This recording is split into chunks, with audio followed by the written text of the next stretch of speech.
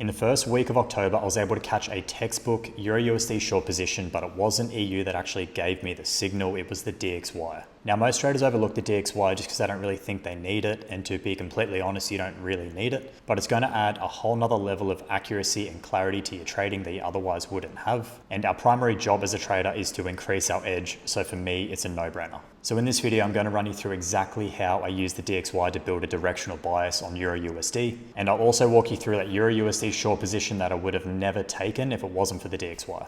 So just for starters, I want to get into what the DXY actually is for those of you who don't know. To put it really simply, the DXY just measures the value of the US dollar in comparison to a basket of other currencies. So the same way that EURUSD gets its value by comparing the euro to the USD, the DXY gets its value by comparing the US dollar to a basket of other currencies. Now, if you have a look at the graph that I've got here, you can see that in this basket of currencies, we have the euro, the Japanese yen, British pound, Canadian, the Swedish krona, and the Swiss franc. But I want you guys to note that the euro makes up 57.6% of the DXY. So what this means is that EU and DXY will move almost identically, but they are inversed. So if EURUSD is moving higher, the DXY will be moving lower and vice versa. So the technical reasoning behind why it moves the way it does and all the behind the scenes stuff doesn't really matter. All you guys need to remember is that the DXY tracks the value of the US dollar. So at the start of this video, I said that you don't really need the DXY, which is 100% true. When EU is moving really smooth and it's very obvious on where it's heading, there's no point even looking at the DXY because you already have clarity on what's going on. It's only when price becomes very choppy and consolidated is where I'll actually start looking at the DXY to add some more clarity on the trade direction. So I've got a scenario down here that I want to walk through. So a really common situation of where you get choppy conditions is after an extended run. So you have an extended trend. Price will then top out, start consolidating to then decide what it wants to do next, either build a base to continue higher or completely top out, and that'll be the reversal point to change direction. Now, if you are able to clarify where price actually wants to go early in that consolidation, you'll be able to catch some solid opportunities as it's leaving that consolidation. So let's just say in this situation, there's a weekly fair value gap in here. Until price closes below that, I'm not interested in changing my bias at all. This is just the way that I trade. So in this case, it's just chopping around sideways in here without any solid confirmation. Now, if we jump over to the DXY, at the exact same time, you can actually see it's invalidated its weekly fair value gap, confirming a potential change in direction. And if you look closely, it has also maintained the bullish weekly fair value gap, confirming it's holding for upside. And on top of that, let's just say there's some really clean relative equal highs up here as well. So really obvious draw on liquidity. Now, there is no doubt in my mind at that point, the dollar is bullish and therefore EURUSD should sell off. Now, if you are curious on how I actually predict the higher time frame market direction, I've made a completely separate video to this, so I'll leave a link in the description below. So the situation that we have just run through is the exact situation that we had at the start of October. So we'll jump into the chart work and show you guys what it actually looked like. So we're on EURUSD here, we're on the weekly time frame, and as you can see, it's exactly the same as the example that we run through. We have this really extended upside run that started around February this year, so it ran for a few months. Now at the top of this run, we obviously have this consolidation that we've been stuck in for quite some time, and we've got this weekly fair value gap.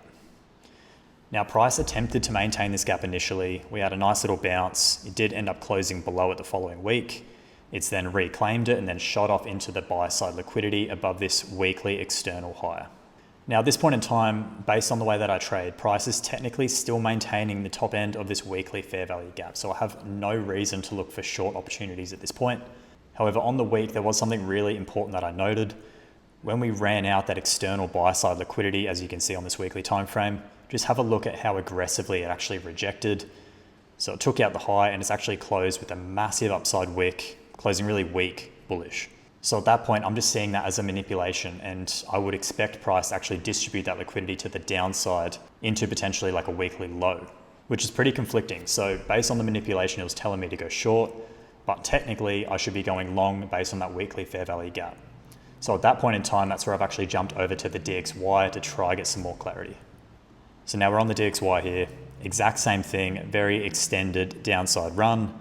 Now we're stuck in that consolidation, but the consolidation on DXY is completely different to what we're seeing on the euro.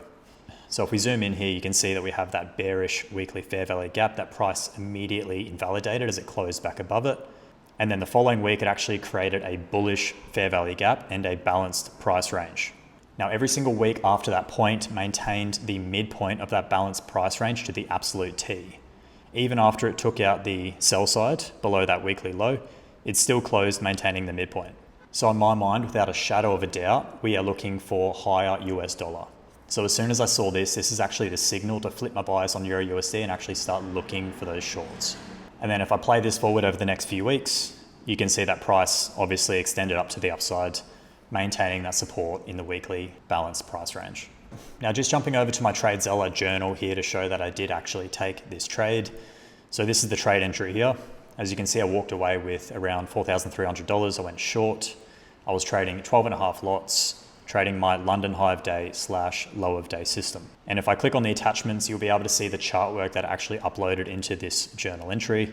So this is the DXY chart screenshot that I actually uploaded at the time, showing that price was in fact maintaining that bullish fair value gap, and I was expecting upside from that point.